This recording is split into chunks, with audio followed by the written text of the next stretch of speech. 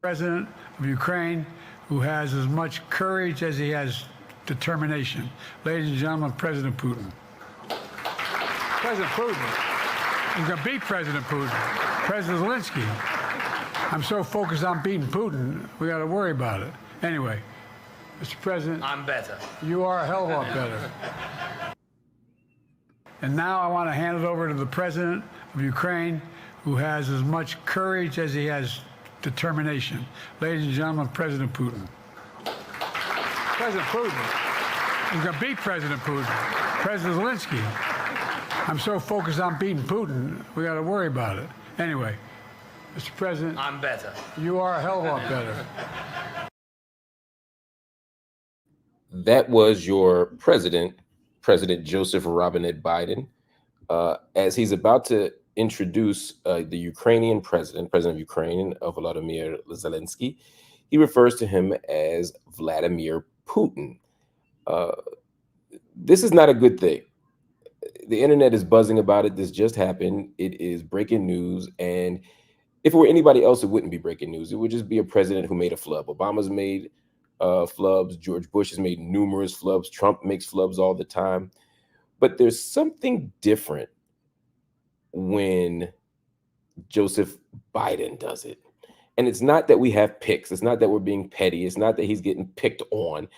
It's that Joe Biden continues to tell us that he has the mental capability to run for president again, that he should be reelected, despite the fact that there are numerous allegations that he does not have the mental fitness to do so. So when President Biden stands in front of the global stage, just 2 weeks after being completely missing in action in a national debate, and then a week later when he declares that he's staying in the race and he says, I'm going to beat Donald Trump one more time. I'm going to beat Donald Trump in 2020. Yes, he said 2020, not 2024, but 2020. It starts to make you wonder if his allies are saying he's not fit to be president, if his enemies are saying he's not fit to be president, if his biggest champions are saying he shouldn't be president anymore, if everybody's saying he shouldn't be president anymore, maybe we should listen. Maybe we shouldn't ignore our eyes, because 51 million people saw what happened in that debate. And now literally billions of people around the world are going to pay attention to Joe Biden and the fact that he said this. And now I want to hand it over to the President of Ukraine, who has as much courage as he has determination. Ladies and gentlemen, President Putin. President Putin. He's going to beat President Putin. President Zelensky. I'm so focused on beating Putin, we got to worry about it. Anyway, Mr. President. I'm better. You are a hell of a lot better. Now, he tried to clean it up and say, I'm just so concerned with beating Putin, and he made a joke of it. And again, he had a senior moment, and he caught the mistake. If he hadn't caught the mistake, it would look even worse. He caught the mistake, but it's still awkward, and it's uncomfortable, and it reminds people that maybe he's not sharp enough to be president. Now, some of you are going to say, this isn't anything, Mark. You're majoring in the minor. He just made a flub. He just made a mistake. Joe Biden's been making flubs and mistakes for 40 years. It doesn't mean that he's not capable of being president. Let's say you're right. You're not right, but let's say you're right. The problem still remains that much of the voting public does not believe that Joe Biden is fit to be president. And he continues to say and do things that makes people think that he's not fit. So if he's trailing in the polls and going in the wrong direction, if he's trending downward because people think that he's fried, and then he goes out and says and does stuff like this, it makes it even harder for people to vote for him. So even if it was an honest mistake, it was the absolute worst time for an honest mistake. And I got people writing in like Jay who say, I heard people shout Zelensky at him. So it's possible he didn't even notice.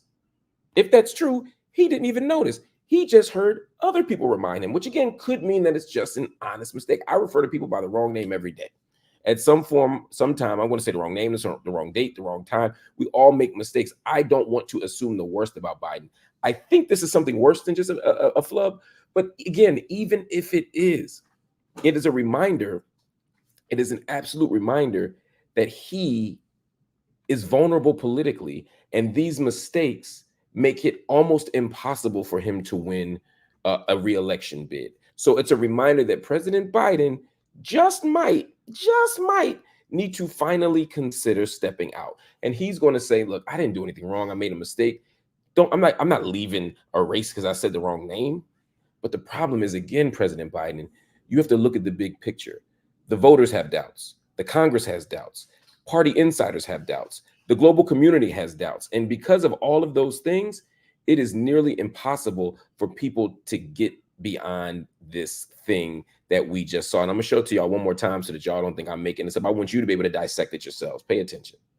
And now I want to hand it over to the president of Ukraine, who has as much courage as he has determination. Ladies and gentlemen, President Putin. President Putin. He's going to beat President Putin. President Zelensky. I'm so focused on beating Putin, we got to worry about it. Anyway, Mr. President. I'm better. You are a hell of a lot better. And shout out to Zelensky for being gracious and making a joke and not being embarrassed about it, or not making him feel embarrassed about it. This is a big moment. This is a bad moment. This is a tough moment. But hopefully Joe Biden can see his way out and use it as an opportunity to have a graceful exit, to step aside and say, see, that's me, buddy.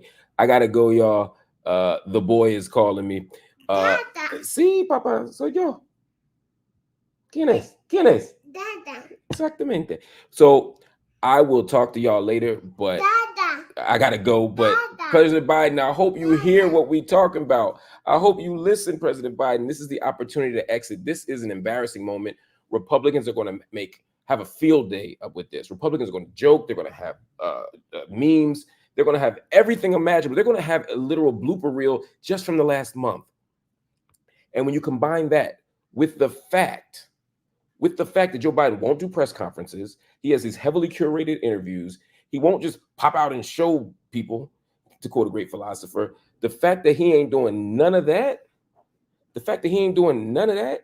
is again a reminder that Joe Biden feels vulnerable. That Joe Biden feels, he's making me go, but y'all get the point.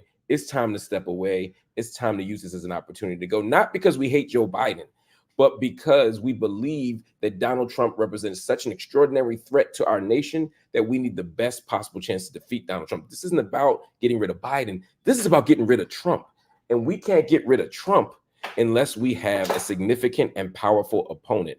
And the significant and powerful opponent can't be Joe Biden. Joe Biden was the person who stood in the gap in 2020, whether you think about him favorably or not. And I happen to think of him as a centrist at best, warmongering, neoliberal. I don't have a whole lot of political, ideological camaraderie with Joe Biden, but I understood the threat of Joe Biden versus Donald Trump. Well, if you think that threat was bad then, it's even worse now in Project 2025. It's even worse now, war in Iraq. War in Gaza, sustained illegal presence in Iraq, wars around the globe, economic injustice here. There's enough here that we have to deal with, Supreme Court, that we need our best chance. And when I say our, I'm talking about the people who believe in freedom. I'm not talking about Democrats. I'm talking about everybody who loves and believes in freedom. If you believe in that, then you have to believe that Donald Trump is the worst enemy we could possibly have right now in the political sphere in terms of electoral politics.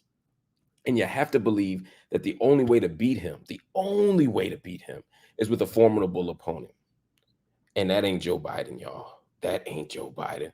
And Joe Biden reminded us of that just now with that quote. All right, family. I'll see y'all later. Make sure you watch me on Night School tonight, 9 p.m. Eastern, right here on the Marc Lamont Hill official YouTube channel. It's called Night School, 9 p.m. Eastern here, Monday through Friday on the channel. Make sure you check it out. Make sure you watch it. And make sure you support everything we do.